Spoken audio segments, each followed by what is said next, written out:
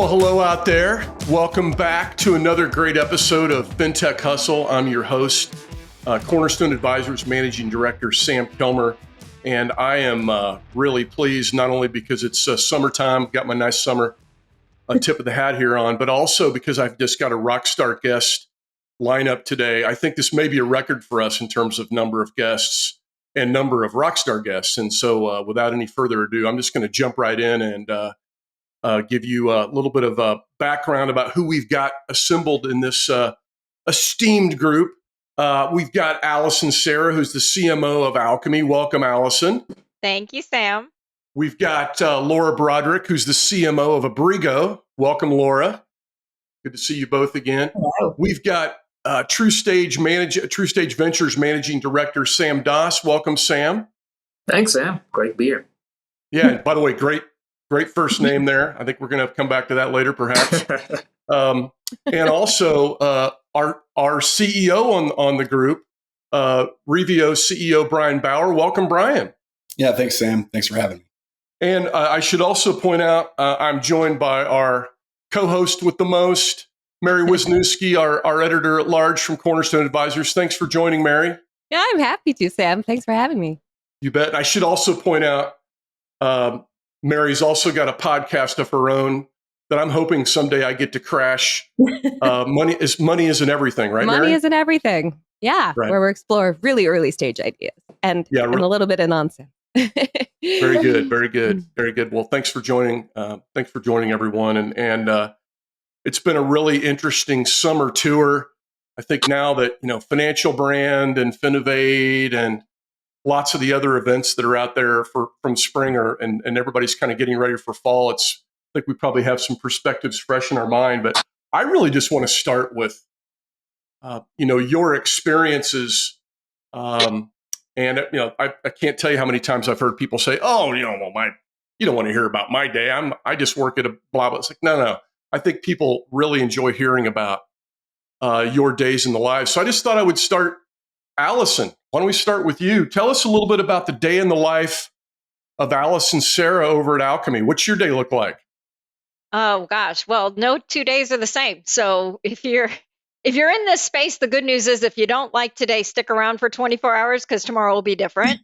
So I think every day is just a little bit different for all of us, but it varies for me from one day I could be working on, making sure the demand gen flywheel of Alkami is humming at full speed. And then the next day I could be sitting thinking about a thought leadership piece or narrative for company positioning for the long game. So it's every day is different. And one day you're running the sprint and every day you're building to the marathon for the future. So a lot of fun.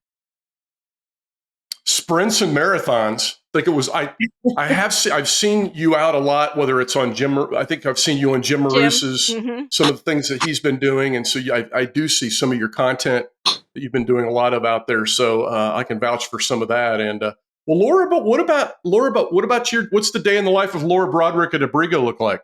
Yeah, well, similar to Allison, I'm also Chief Marketing Officer. So lead gen is always top of mind, obviously sort of the traditional B2B driving the tech leads.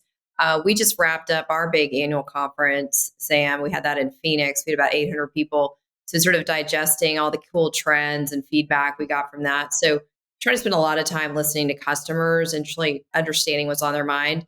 And obviously a little real Friday, we spent a lot of time doing customer comms, just given the big global outage of CrowdStrike and Windows. And so it just is a reminder of how integral all of us are to the banking industry and, just kind of talking to customers, hearing their feedback. And I know even FinCEN was down for a period of time. So just to Allison's point, every day is different. But I just love the space. I love the mission, supporting community banks and credit unions. So it just gets me excited. So, yeah.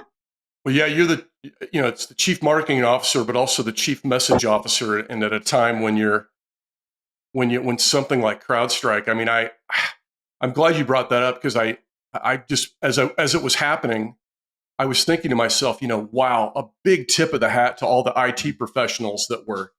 I heard about some of many of you, I suspect, that were burning the midnight oil, not only following up with clients, but making sure that the lights were getting back on. So that's I'm glad you pointed that out, Laura, and goes to goes to point out that a day in the life oftentimes turns out to a day in the night and the overnight in the life. No, it does. Some of us. But well, Sam, what about as the investor, you're ventures, you're inside industry investor. I bet your day looks maybe a little bit different than maybe some of the rest of ours. What's it look like? Well, I think there's going to be a common theme amongst everyone here. Like everyone's wearing multiple hats. And so depending on the time of day, see, look, Sam's changing his hat. There you go. And so, it goes from, taking calls from portfolio companies on, board matters to, as a strategic investor, we're always trying to figure out how are we best optimizing our connections to help the portfolio companies really penetrate the credit market and really address their needs. But at the same time, I'm fielding calls and having conversations with credit union execs. And so I get to hear both sides of the story, what they're dying to get their hands on, new technologies, what are they trying to learn about, and then making those connections. And so it's great. Like I get both sides of the story and help provide that connective tissue to make things happen. So, we stay in the thick of it constantly. Mm-hmm. Well, we'll come back to that. What do they want to learn about? Because you've got me devilishly curious about what some of the top 2 or 3 things that you're hearing in some of those conversations. But we'll come back to that. Brian, what's the day in the life of I suspect I know because what we were supposed to be together was at Financial Brand sitting down, and you gave me the last minute, fired up the flare and said, "Hey, Sammy, I'm not going to make it," and I greatly appreciate it, and I totally get it, that kind of day in the life. But when it's not crazy town like that, what's the rest of your day look like? Just like Sam, Laura, and Allison, I mean, we're on the Fintech Hustle, but we live the Fintech Hustle, right? And that means constantly kind of mode shifting between, talking to customers and, or prospective customers, kind of getting a read on the market as well. And then shifting over to product development and working with engineers. But, the real day in the life here is, I like to wake up early. And if I'm in my routine and it's good, I like to start the day with reading a book. If I can get that 30 minutes or 40 minutes, that's kind of to myself. And also, helping educate myself on topics that are, not maybe even related to financial services, banking, or fintech, but, some of that focus time in the morning before I shift over towards those conversations. So it is a juggle between what I like to spend time talking to customers. I like to spend time working on our product and helping the engineers and product team develop that. But of course, I'll always get pulled into administrative directions as well. So as we all have to. Yeah. Interesting. In this, I like the living the hustle, by the way. I in the spirit of living the hustle, why don't we just kind of jump right in? I would love your take, kind of back, Sam, to something you brought up in your introduction, which is, what are the things that credit unions or banks or other potential investors or any side of it in this space. It's a very messy space. I remember when I started out in this space, you just kind of had the bankers at one cocktail party, the vendors at another one, or the fintechs at another one, and then you had the investors, and they were kind of 3 different cocktail parties, and then it became like Wedding Crashers, and it's all one now. But I guess, Allison, let's start with you, since I guess I'm kind of almost going alphabetical here, not by design, but what are some of the things that you're hearing, and what are some of the big topics that when you're out and about and talking with folks in your client and prospect base that are rising to the top of the fintech conversation? I think it's, this is dizzying to be in this industry. I think every day we say, like, today has more change than yesterday, but the rate of change now is exponential, and it's coming at financial institutions from all sides. So whether we're looking at the great intergenerational wealth transfer to millennials largely, and what that means to their account holders and how that demographic is changing, to the great intergenerational work transfer to the Zs entering the workforce, and for the first time this year outnumbering the boomers. They're dealing with workforce complexion changes, account holder complexion changes, They're dealing in an inflationary rate environment they haven't seen in quite some time. They're dealing with new technologies like AI, and what does that mean? And how do they have to get their data house in order? Because we've been talking about big data enough in this industry for more than a decade. It's time. And they know that others are ahead of them, megabanks in particular, because they have the lead on the data house and now applying the artificial intelligence to that. And then they've got government regulations, which are uncertain at best, maybe even risky or threatening at worst. So they've got challenges all around them, and at the same time, opportunities all around them, depending on how they seize these inflection points that are kind of, tectonic shifts in the industry on multiple levels. Yeah. What, Sam, does that kind of line up with some of the topics that you're hearing on the calls that you're having with your credit union and investors and others just interested? Since you brought the question up, I thought it was a good one.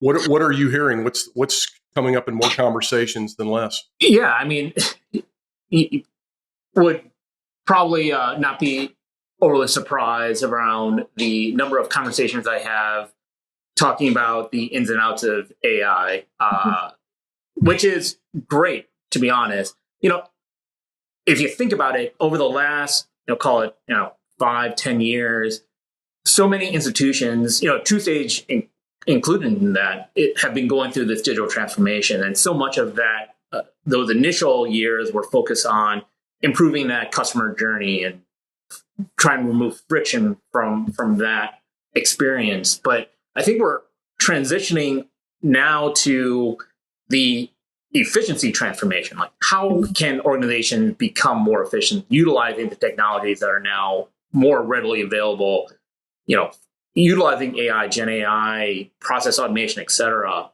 and really thinking about how to really streamline organizations. And, the one thing that I hear constantly is lack of bandwidth to implement things, even just human capital issues that are coming up to topic.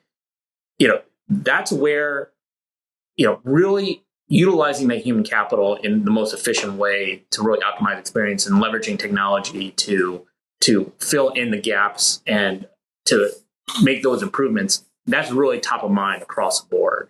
And so right now, we're coming out of summer shortly. Credit unions are in peer planning mode.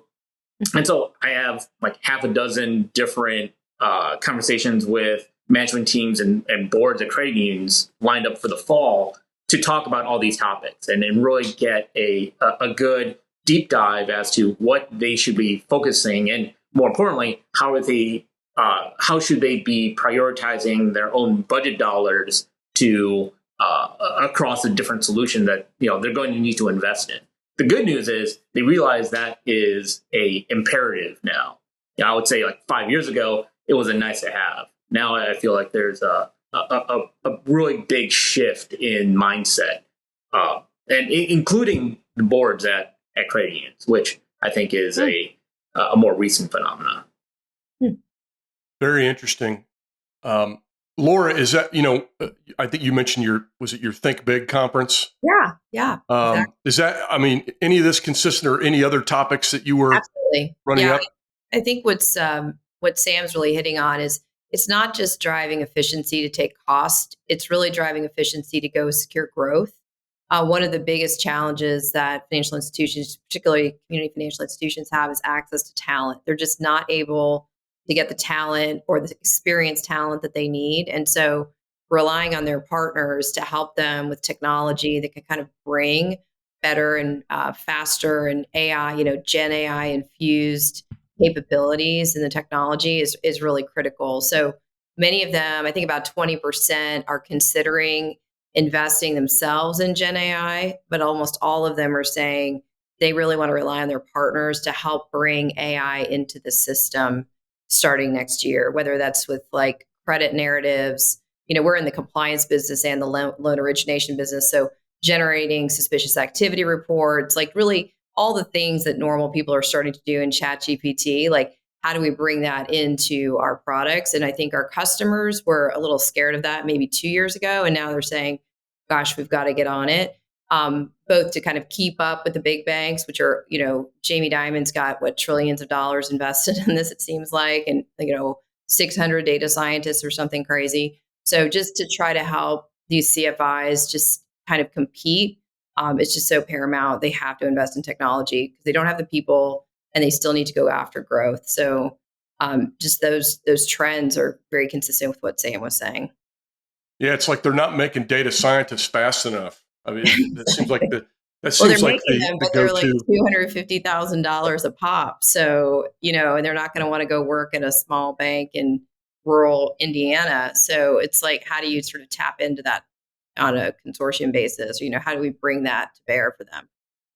Well, even on that point too, I mean, you bring up a great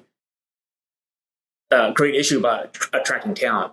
One of the things I see that preventing that type of talent going to community FIs is the fact that they just don't, in many instances, they don't have a rock solid data strategy or access to the data that they need, right? And so someone who is potentially going to inherit that as an issue, that's a tall order. Like, what do you expect me to do when I can't even get to the type of data that I need?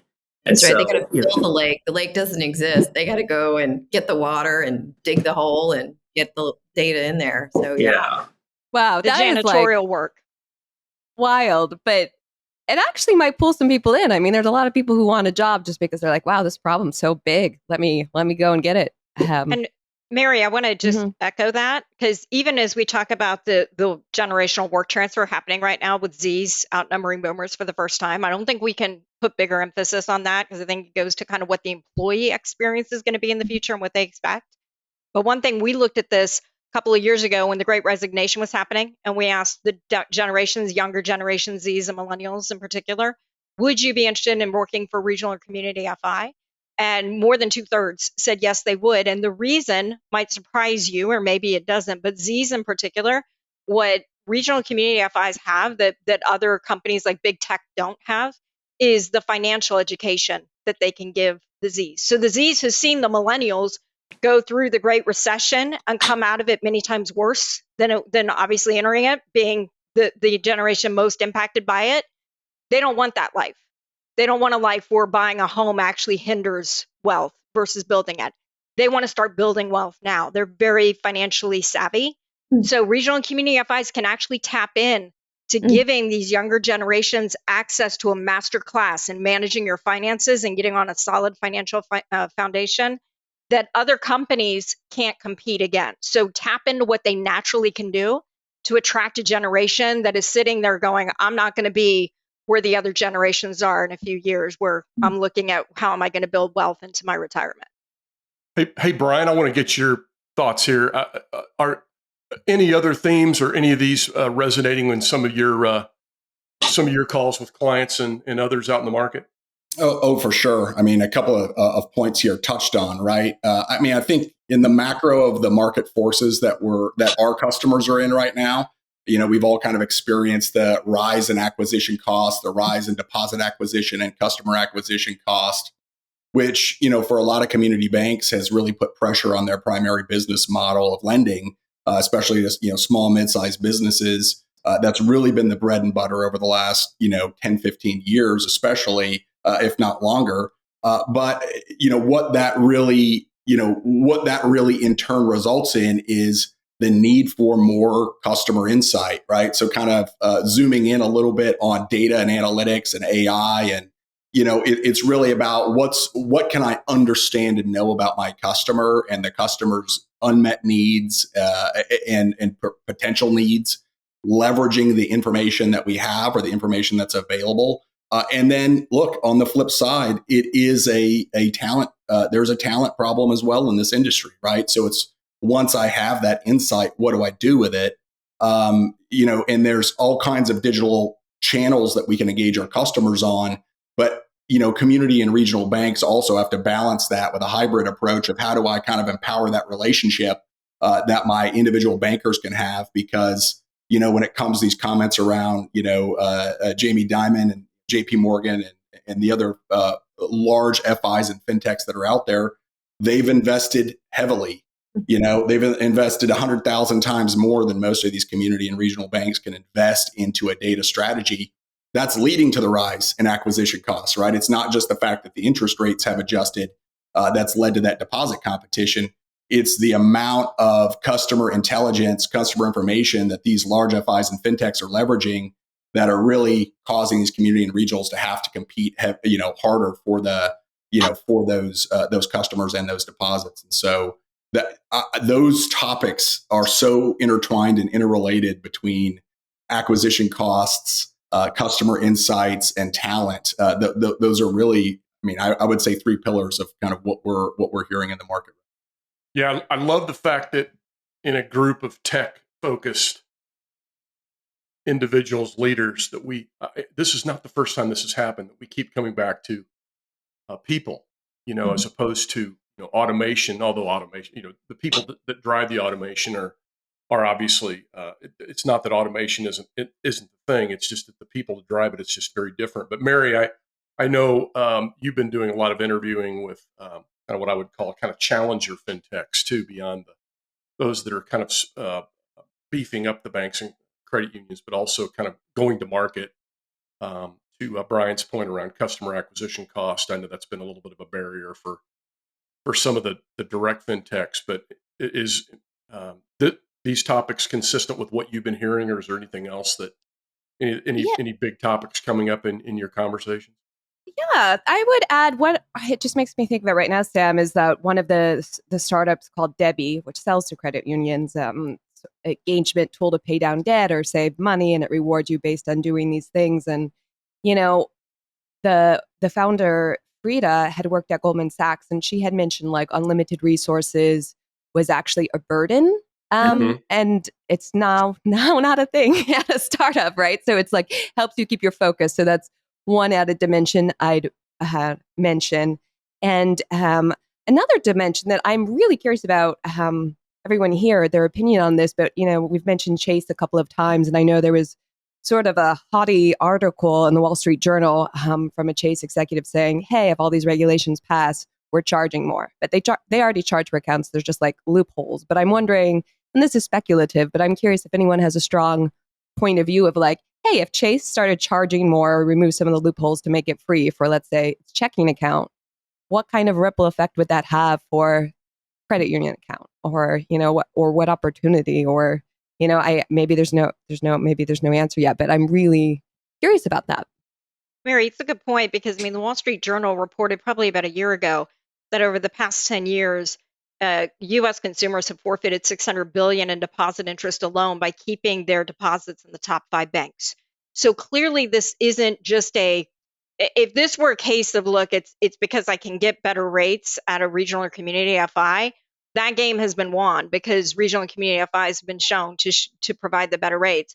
I think the challenge really is how do you acquire that account holder and how do you drive a differentiated user experience on top of that? So I think this is beyond. If Chase does that, obviously they're big enough in the industry, it's going to have some kind of cascading effect. But I think that is not going to be sufficient for regional and community FIs to think that that's enough because they've already essentially been providing better service, better rates.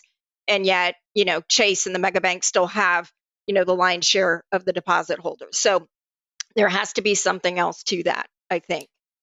That makes me think of your other comments about the ages. And I'm really curious about that too, both from Gen Z standpoint, but also from an older adult standpoint, because something I am seeing is like Charlie, which is a neobank for the over 62, recently launched a feature called Speed Bump, which slows down a money transfer for 6 hours in case it's fraud. So like that's an example of what might attract, someone to that brand. Also, they do a lot of, they focus on the Facebook community to try to recruit customers. And then on the Gen Z side, I am fascinated because it's such a tension. You you hear a lot of jokes of like people not really understanding their work styles. But like, it's just like freedom, flexibility seem to be prevalent. Sam's got his bucket hat on, so he's very Gen Z. But I think appealing to a personality type that, might be working 2 jobs, might be, freelancing on the side in a way that's a little bit different than years past. I think that will be a curiosity too. Yeah, the gig economy, obviously. Yeah. Mm-hmm. I feel these are all kind of interconnected topics, right? Because to your point, if Chase is forcing the marketplace to adjust how institutions charge back their consumers, there is a forcing function here to invest in business model innovation and figuring out how to adapt what banking is today and where that's going to go in the future. So it's not just adopting fintech. It's thinking more holistically as how do you maintain credit union business, bank businesses going forward? Because it's already starting to change. Right? There's already so much pressure on bank fees that's been curtailed, and I have countless conversations with credit unions about how do we really focus in on a strategy for our non-interest income opportunities, but that ultimately leads back to how are we serving our members in the best way possible, and are we providing them the services that they will need, but may also generate opportunity for us as an institution for our P&L. These are all great conversations, and it's the domino effect. Once you solve for one, you start innovating, and it continues. And so I think it's good for the marketplace to have these conversations, because at the end of the day, the people who are going to win are the consumer. They're going to get the solution that they need at the right price that they're willing to pay that supports the banking industry.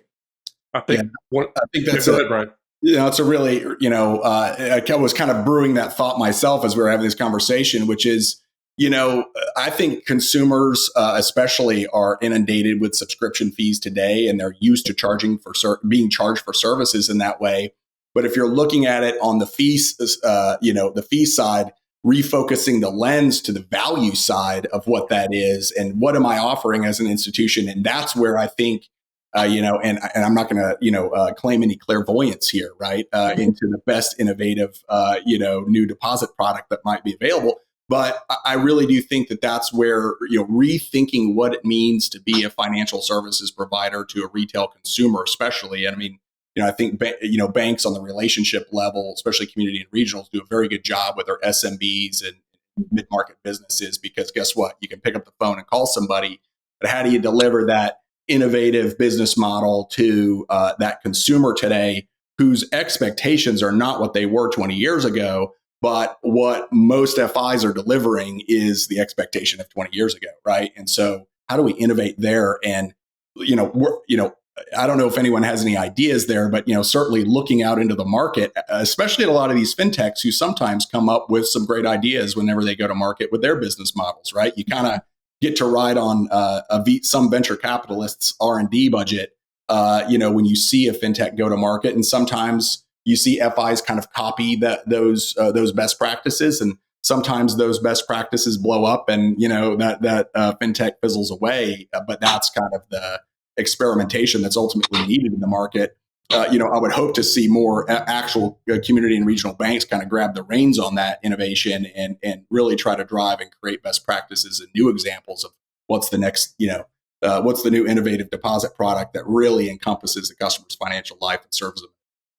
I think it's interesting to me that if you look at whether it's a lot of the startup fintechs or even startup neobanks or whatever, they usually have one or two, probably no more than two hooks. They just have a really salient hook, and it may even be a hook that many banks and credit unions already have in their arsenal. But I think it's just unmistakable that they have a sprint or a continuous review of their digital tech, whatever they're, as typically the primary reach, and then let's just call it what it is. None of them, and we got two CMOs here on this podcast, these people are not skimping on marketing. And I can't tell you the number of times I've been inside of a bank or a credit union that has said, well, we really don't have anything in our product portfolio that's really any different than anybody else. And well, we really aren't very good at marketing. And it's like, yeah, you might want to get both of those things.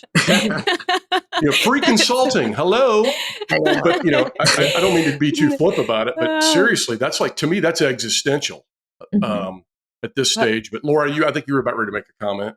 No, I totally agree. Like, and my side job is looking at banks' websites and offering them, telling the AE that's trying to sell them a loan product, hey, just like your website could use some improvement here. But just, but I do think one of the things that what I love about this space is just the personal touch that these bankers have, and so anything we could do with the technology to get them out into the market even more, and I think. Maybe that's the Gen Z grab. Like, really, is it as these Gen Zers are starting their own businesses and they're looking to have both consumer lending or consumer loan, personal needs, business needs? Like, is it coming back to the human touch? I don't know, but that's the thesis that's really driving these community institutions is that personal touch. And so, anything we can do to help them, because their websites are terrible, but the human contact that they have is paramount for them. So how do we kind of put that on steroids for them? That's at the heart of why community FIs work, right? Yeah. I remember when I moved, I opened up a new credit union account. My wife actually went into the branch and set it up. I went in a couple of days later, and I was talking to the teller there, and I was just trying to just get some money out. But she already knew who I was. And I had never even stepped there. She just knew that from the conversation she had with my wife. And she got a lot of information from my wife. But yeah, she knew what school my kids were going to. And, this happens to me all the time, Sam. It's almost like we're kindred spirits. And and so, we were having a real conversation, and, she was developing this bond with me. And where we at now is that, to Sam's point, you ask some folks within a community FI, and they'll just say, we're doing what everyone else is doing, but that's not really true, because you're actually now at a point where you can take those human relationships and institutionalize them using technology and get to that level of personalizations across lots of different channels. And if you can harness that power, you have an organization that can take a run at any large bank. That's right. That's what people need. When people are in trouble, they want that connection with their institution to help them solve that problem. Yeah. And that goes a long way. Yeah, it can't be exclusively digital, in my opinion, right? I mean, that's where I think a lot of banks, and there's been a lot of providers out there that have spent a lot of money to market to banks to say, digital only, or that's where the lion's share of the focus has been. It's really that hybrid approach, right? And we like to talk about empowering the relationship channel, right? Which is that human connection that Sam was just talking about. Because guess what? Wells Fargo, they can outspend you 10,000 to 1, but they actually can't have that relationship channel that you have with the customer. And so you get inundated with digital offers all day long, but as Sam recalls that interaction that he had with it, with his community FI down the street, it's meaningful and memorable. Because I don't remember the last email I got from Credit Karma, but I would remember that conversation. I do remember the last conversation I had with my community banker about an important topic, or just engaged in casual conversation. Right. And this is where I want to be able to go from a chatbot conversation to transfer to my cell phone and jump in my car, and then end up at a branch and talk to someone with a full continuity of that relationship. That's what a community FI can do. And do well, and really serve on that omni-channel approach wherever that consumer is going to be. But let's be real with each other here. Let's be intellectually honest, because megabanks are using technology to replicate that hyper personalization and customer intimacy that regional and community FIs have become known for at scale. So yes, totally agree with what everybody is saying here. But we also can't be deceived into thinking that the mega banks aren't looking at this on the flip side, which is technology is always the great equalizer on either side of that fence. And where mega banks are basically going to close that gap, or attempt to, is by leveraging the technology to a tech-reliant generation, both Zs and millennials, who are increasingly the wealth bearers, to basically draw them in. So we've got to basically make sure the regional and community FIs know that, so that they can continue to position against it. Oh yeah, it's definitely in my opinion, a hybrid approach here, where you have to have all of the expected digital conveniences and personalization through those channels, Because guess what? In a world where I can go on Amazon and I can click the button and have it tomorrow, That's right. that has shifted the user expectation for everything else, right? That's right. Including banking. And so that, in my opinion, it's the table stakes just to be in the game these days, right? You have to have that broad digital convenience.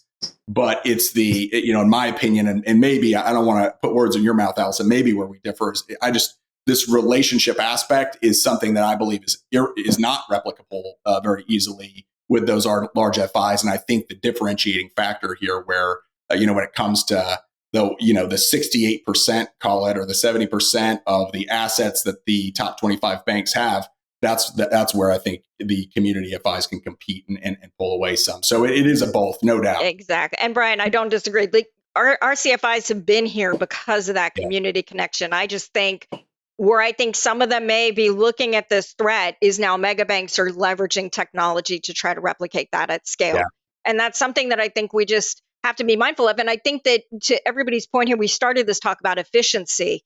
And for a long time, where we're starting to see the largest FIs start to differentiate now is we talked about employee efficiency at the top of this, it's the employee experience.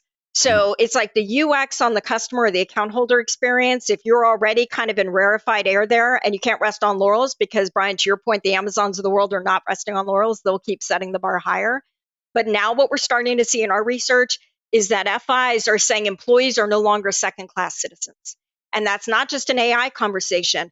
That is really taking an honest look at the experience of the employee and the outdated consoles, many times provided by vendors, that these FIs have tolerated for far too long that interrupt that experience, because a UX, as we all know, is a fluid, unified thing. The employee experience is hindering unintentionally the customer experience. That's now the area that these larger FIs are starting to kind of focus on to close that gap. All right. So we just got a few minutes left here. That's a nice exchange we had going there. In the spirit of since I'm a consultant, I have a tendency to go negative. Sorry, it's just kind of my way. So in the spirit of problem solving in the industry, let's just go negative for a minute. Would love everybody's quick take, maybe 30 seconds or so, on something that you think is broken in the industry, whether it's in fintech or banking or whatever, that could need fixing, that could use some attention right now. And I'm really open-minded on who goes first, but I don't know. I'll say, since Allison, we just wrapped up with you and Brian have a conversation. How about Sam or Laura? Either one of you guys have a take on something you see broken out in the business that you think could use some TLC? The thing that irks me is I have numerous conversations with FIs who put fraud at the top of their concern list, and rightfully so. Fraud is just more prevalent than I think anyone really understands and observes. The disconnect I see, though, is they're not necessarily investing the way that they invest in new member acquisition strategies and in other areas. And that's going to catch up to folks sooner rather than later. Credit unions and community banks are seeing delinquency rates starting to increase, and a lot of that is fraud related. And it's going to come to a head. Fraud is a buzzkill as opposed to fraud as a serious area of addressing. Well, it's part of that disconnect is just a level of education and level setting within the FIs themselves to understand how pervasive the risk ultimately is. Because I think once that, unlike some of the other areas where they are investing, they have a firm understanding of where the interest rate environment is, and what their deposit capacity is, and how they could potentially seek out new members to join the organization. Like, that's all territory that they have a good founding on. Fraud is a whole nother frontier. And it goes hand in hand with the AI conversation. We are in an AI arms race. What do you think, Laura? What do you think, Laura? Funny. At first, I was going to say fraud too. Just we are in the compliance business, and one of the things that I've come up to speed on the last year is how prevalent check fraud is. You would think people aren't writing checks, but the government issues all these checks. And we just had a recent postal service worker do a webinar with us. I mean, the rise of attacks on postal workers to steal these checks that basically shortchange the bank. All these banks are just getting ripped off by all this check fraud, like fake checks, synthetic checks. Like, it's fascinating to me that what's old is new again. I just heard also that VHS systems are coming back in vogue. So, we had the vinyl records and VHS. Well, check fraud is well, check fraud is here to stay also. So I think where we're so excited about AI, guess what? Bad actors love AI, and any technology that can be used for good absolutely can be used for bad. And so, or evil, I should say. So we're seeing that. So I agree. Brian?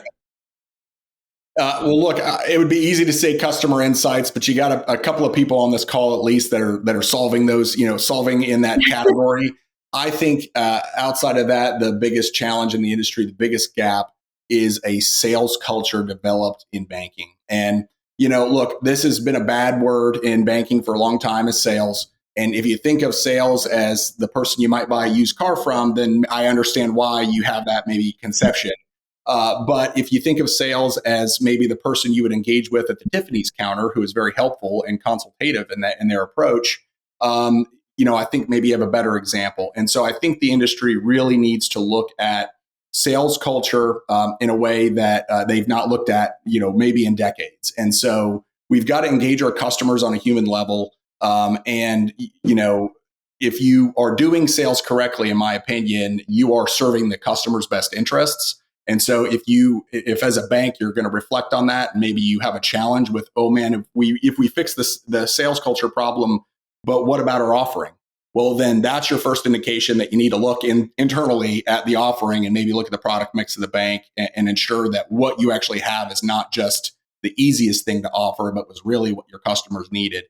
Because if you've got that good sales culture, you should feel comfortable getting out there and engaging. Hashtag look internally. Allison. I'm going to echo what Brian just said, because our research shows, we talk culture, strategy. It's a mindset shift. We've seen smaller FIs that score equally as high as the largest FIs in the US on just kind of digital and data maturity. And they do it not by a technology strategy. They do it first by a cultural mindset change. So it goes to what Brian just said. How do they think about sales and service in their organization? And is sales a pejorative word, or is sales opportunistic based on helping the account holder achieve their financial goals and dreams? It goes into talent acquisition strategy, which we've talked about in this call. Do they look only insularly at this industry, or do they look outside of the industry for new talent? It goes to who they see as their competition. Do they see the regional bank or credit union down the street still as their primary competition, or are they setting their sights higher at the megabanks, who actually hold the lion's share of deposit account holders in the US, right? So it goes to a lot of different things, but at the end of the day, it's their mindset change. Do they prioritize data and insights, to Brian's point, or do they prioritize their gut instinct and their own knowledge and experience to make decisions? It starts at the tone of the top, and it starts at the strategy of the top of the culture that institution has. And it does not come down to asset size to determine this. It really comes down to their mindset on how they compete and if they're going to succeed. Mindsets over assets. Hashtag. Mary, anything else? Yeah, Sam, I was hopeful when you said there's a change in the board sort of mentality, because one thing I think is a big problem can be members of the board. I've spoken to several females who will go to like a banker conference, maybe more of a like traditional one, and they say they still get the questions of like, how old are you?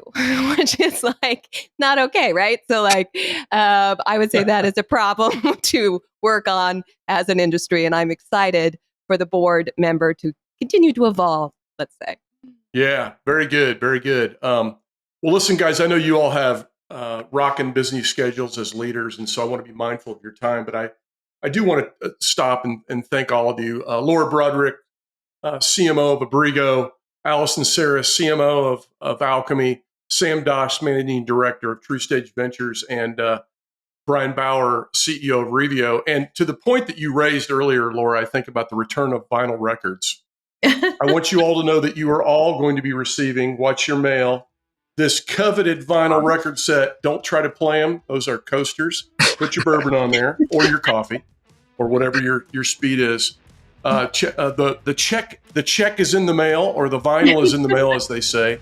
We really appreciate you joining us. And Mary, thanks for joining us again and sharing some insights with the team. And welcome.